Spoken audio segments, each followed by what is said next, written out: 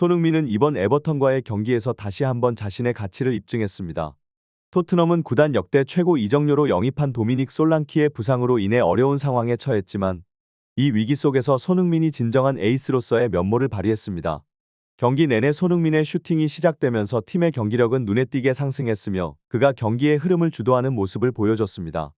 영국 축구 전문가들의 분석에 따르면 솔랑키에게 집중되던 공격 기회가 손흥민에게 돌아가면서 토트넘은 더 효과적으로 경기를 운영할 수 있었습니다.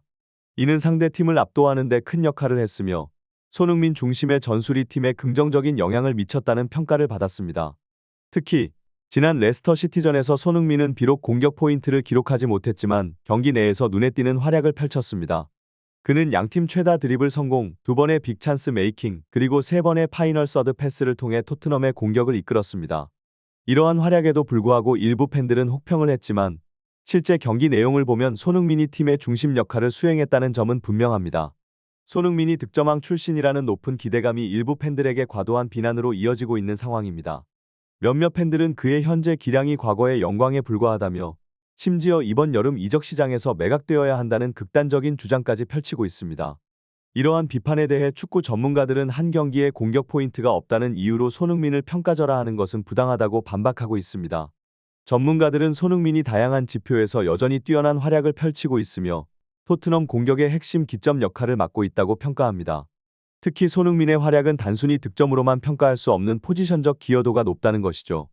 그는 공격에서의 전방위적인 움직임과 동료들에게 공간을 만들어주는 역할을 수행하며 팀 전체의 전술적인 흐름을 유지하는 데 중요한 역할을 하고 있습니다.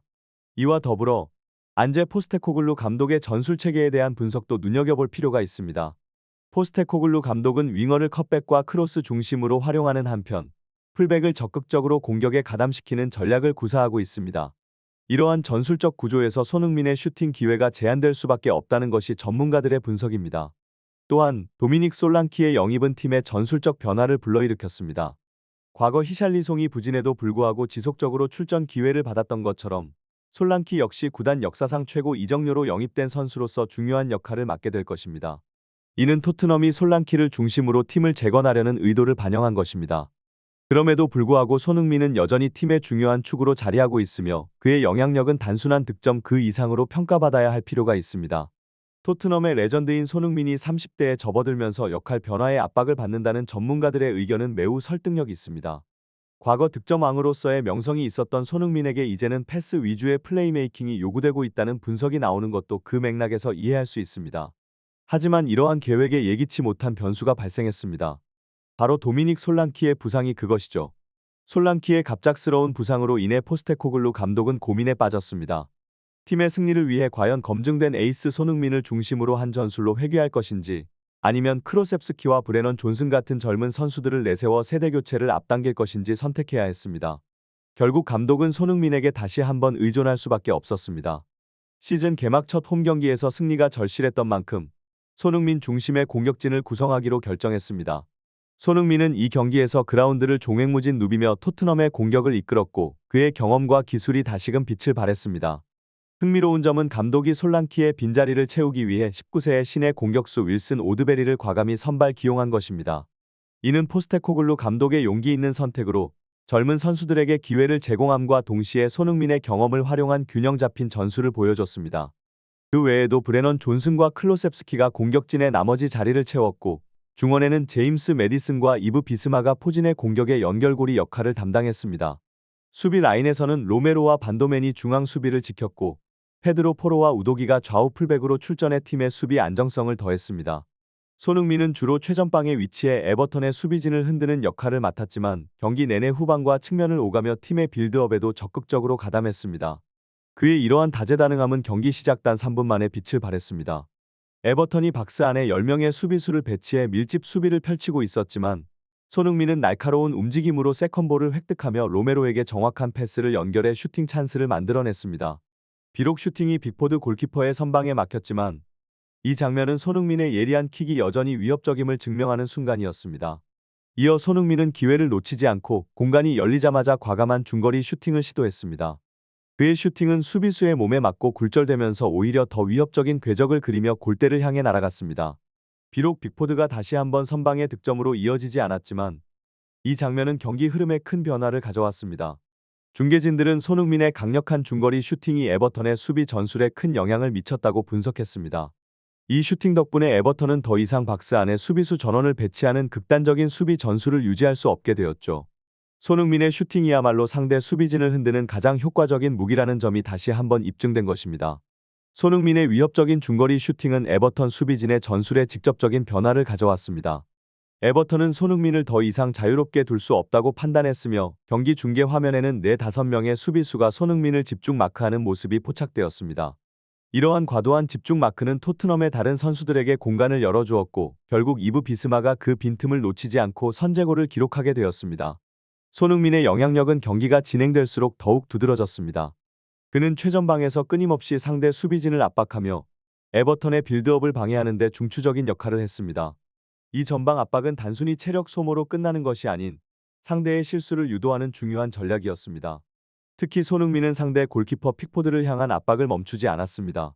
결국 전반 24분, 손흥민의 지속적인 노력은 결실을 맺었습니다.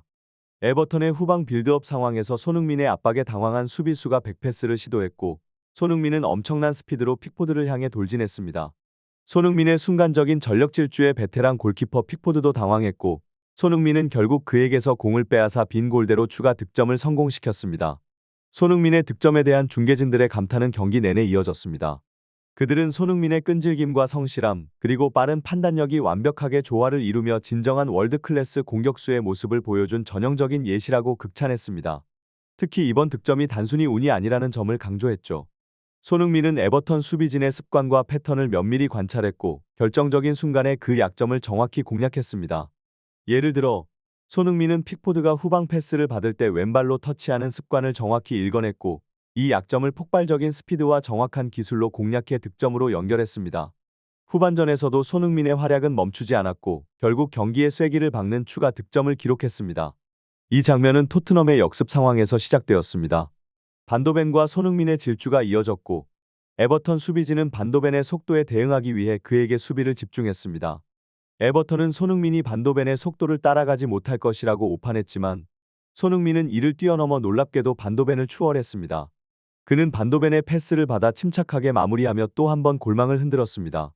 손흥민은 후반전에서 단순히 슈팅을 시도하는 대신 빅포드 골키퍼의 가랑이를 노리는 섬세한 기술로 득점에 성공했습니다. 이 장면은 손흥민의 뛰어난 침착성과 기술을 보여준 순간이었으며 세계 최고의 공격수만이 선보일 수 있는 플레이로 평가받았습니다. 그의 활약 덕분에 토트넘은 에버턴을 상대로 4~0이라는 압도적인 승리를 거두었습니다. 경기 종료 후 축구 전문가들의 손흥민에 대한 평가가 큰 화제를 모았는데요. 특히 영국 축구 레전드 마이클 오원의 평가는 많은 이들의 주목을 받았습니다. 오원은 프리미어리그 역사상 최고의 외국인 선수를 꼽으라면 단연 손흥민이다. 그의 플레이는 팬들을 늘 매료시킨다. 손흥민은 나이가 들어서도 여전히 뛰어나며 감각적이고 섬세한 기술로 경기를 지배하는 모습이 인상적이다. 라고 말하며 토트넘이 손흥민 중심의 전술로 돌아가자마자 팀 전체의 경기력이 향상된 것에 놀라움을 표했습니다. 또한 앨런 시어러도 손흥민에 대해 극찬을 아끼지 않았습니다. 시어러는 손흥민은 여전히 세계 최고의 공격수 중 한 명이다. 그가 공을 가졌을 때는 정말 강력하며 무엇이든 해낼 수 있다. 라고 평가하며 손흥민의 능력을 인정했습니다. 특히 손흥민의 득점 능력은 단연 최고입니다. 그는 다양한 방식으로 득점을 만들어낼 수 있으며 슈팅의 정확성과 파워 그리고 골 냄새를 맡는 본능적인 위치 선정 능력은 그를 세계적인 공격수로 자리매김하게 했습니다. 팀이 어려운 상황에 처했을 때 손흥민은 언제나 결정적인 역할을 해왔으며 그의 한 방이 경기 결과를 바꾸는 경우가 많습니다. 이러한 이유로 손흥민을 대체할 수 있는 선수는 존재하지 않는다는 평가가 나오기도 합니다. 그는 단순히 뛰어난 기술을 가진 선수일 뿐만 아니라 언제나 팀을 위해 헌신하며 프로페셔널로서의 자세를 잃지 않는 모범적인 선수입니다. 또한 손흥민은 경기 내외에서 보여주는 겸손함과 성실함으로 인해 많은 이들의 존경을 받습니다. 그는 경기장에서 뛰어난 활약을 펼치면서도 항상 팀을 먼저 생각하며 스포트라이트를 독차지하기보다는 동료들과의 협력을 강조합니다. 이러한 태도는 그가 단순한 스타 플레이어가 아닌 팀을 이끌어가는 리더로서의 자질을 갖추고 있음을 보여줍니다. 손흥민의 프로페셔널리즘은 매 시즌 꾸준한 활약에서 드러납니다. 그는 매번 시즌이 시작될 때마다 높은 기대를 받으면서도 그 기대를 충족시키는 아니 그 이상을 보여주는 모습을 보입니다. 경기장 안팎에서의 태도, 끊임없는 자기관리, 그리고 팀 동료들과의 조화는 그가 단순한 축구 선수를 넘어 진정한 레전드로 자리 잡는 이유입니다. 최근 축구계에서 레전드라는 칭호가 남발되는 경향이 있지만 손흥민은 그 누구보다 이 칭호를 받을 자격이 있는 선수입니다. 그의 경기는 그 자체로 레전드의 상징과도 같으며 팬들과 동료들 모두에게 영감을 줍니다. 손흥민은 강력한 피지컬, 빠른 스피드, 뛰어난 기술, 그리고 다양한 역할을 소화할 수 있는 능력을 겸비한 환상적인 선수입니다. 특히 그의 득점 능력은 최고 수준이며 이 분야에서 손흥민을 대신할 선수는 찾기 어렵습니다.